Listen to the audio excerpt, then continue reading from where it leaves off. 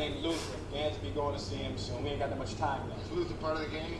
What gang you talking about, Jack? Hey, I can read a police file, shithead. Quit calling me Jack. It's just an expression, all right? I don't mean nothing by it. I don't give a damn. It happens to be my name. What the hell are you complaining for? At least somebody calling you shithead. I may call you worse than that.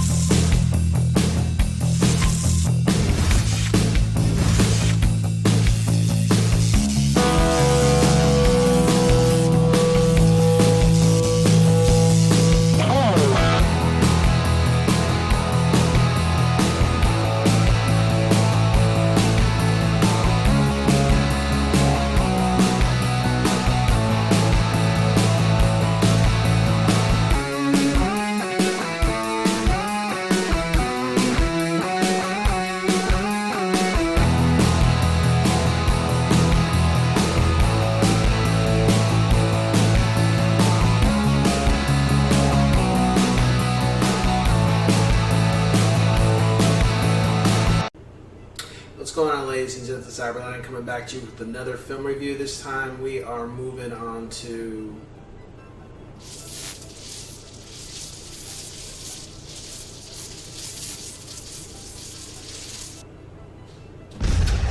"48 Hours." So with 48 Hours, I think, again, this is like Beverly Hills Cop. I saw this movie probably like when I was probably in elementary, maybe middle. I think it was elementary. You know, hey, it was there. And the film is pretty much about the great Nick Nolte and, of course, on fire, Eddie Murphy. And I think this was probably one of his first films, if I'm not mistaken. And it's about Eddie Murphy, who's a convict, and Nick Nolte, who's a cop. And they're trying to track down the great James Remar as the villain, Gans. And pretty much it's a buddy cop film, even though they're not buddies per se. They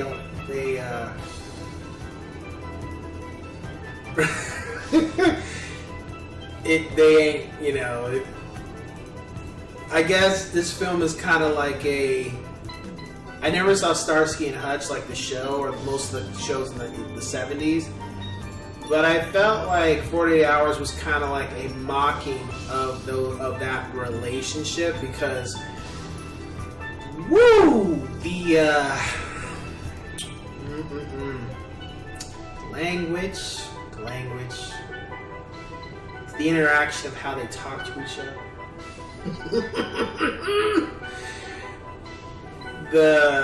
the environment, the common. Man, where do you go with this? Let's just put it this way. This film would not be released today. In the type of climate we have, where you have to be politically correct and you can't say this and you can't say that, this film would not be released today. I'm surprised nobody has tried to come for Eddie Murphy with this film, you know? Or Nick Nolte, because, whoa, like, man.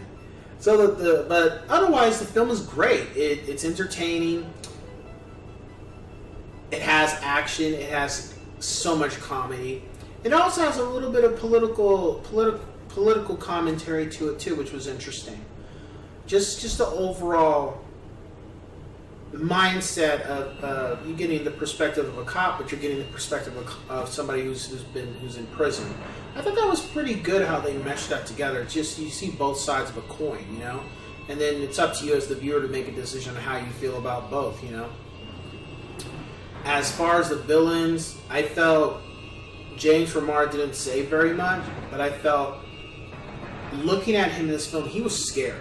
Like, and I feel that the villains who talk less and just give a look or do action, they're scarier to me as opposed to ones who just blah, blah, blah, blah, blah, blah, blah, blah, blah, blah, blah.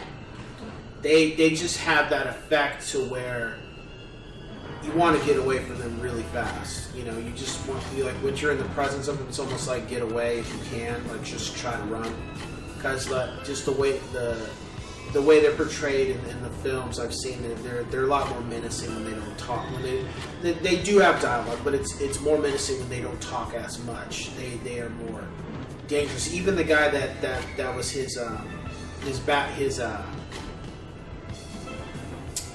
don't want to say backup man, but his partner in crime, Billy, he was scary because he didn't talk that much either. You know, he just did. And this is the same guy that's also that's in Predator. I'll give a review for that at some point. But he was more menacing, I guess you could say, when he didn't talk. So, as far as my rating for the film, I'll give it 5 out of 5 yes sirs. It's a classic. It's one of those films where you can watch today by today's standards, and you can say this is how the environment was for San Francisco at the time, what it looked like, but also what was allowed on screen, what was allowed to be promoted in theaters. Because it's even though the film is rated R, I don't think this film would work today because you would just have too many people criticizing or having a problem, even though there's still these type of interactions with people. They may not be cop and convict, or a cop and convict, or a prisoner per se, but this language still really does get used. I think people think like, well, if we take it out of the media, if we take it out of the theater, that it's going to go somewhere. It's not. There's people there. People still talk this way to each other as friends to some extent, you know. So, if you like Eddie Murphy, I would say watch the film, check it out. I wouldn't say, I don't know if I'd say this was like his, I don't know. It's one of those things where I guess you could say he's coming into his own, maybe.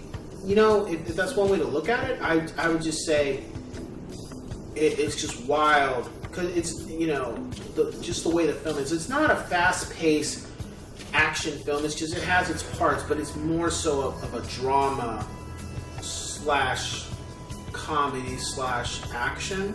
And I would say action at the last of the three elements of what's in the film. Yeah.